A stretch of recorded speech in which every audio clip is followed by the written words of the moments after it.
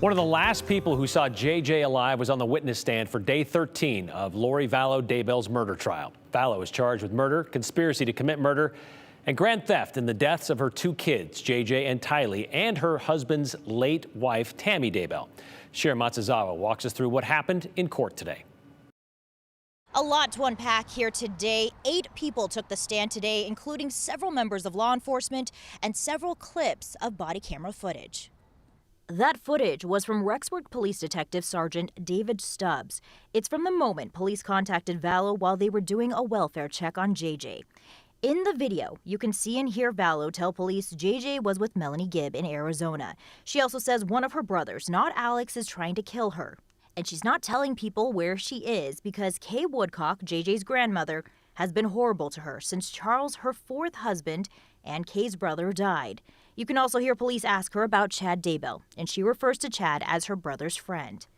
Like previous testimony, Stubbs said he already knew Lori and Chad were married, and while they were talking with Lori, he said he was also concerned about officer safety. He says he was concerned because they were dealing with individuals who were possibly involved in a shooting in Arizona, and they were individuals who were being evasive and lying.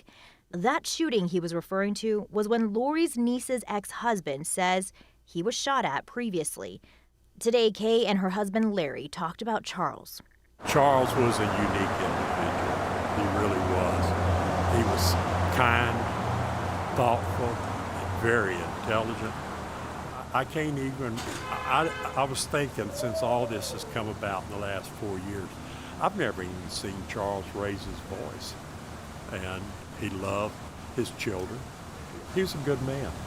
Melanie Gibb's husband, David Warwick, also testified about visiting Rexburg with Melanie in September of 2019. He said on that Sunday night, around 10:30, he heard the front door open and Alex was carrying JJ. JJ was asleep. Then, in the early hours of the morning, David said he had one of the worst nightmares of his life. Melanie went to get Lori to get Chad to give him a blessing, but came back and said she couldn't get anyone. The next morning, he asked Lori where JJ was, and she said he was acting out, so Alex took him. That was on September 23rd of 2019. There is no known sighting of JJ after that date.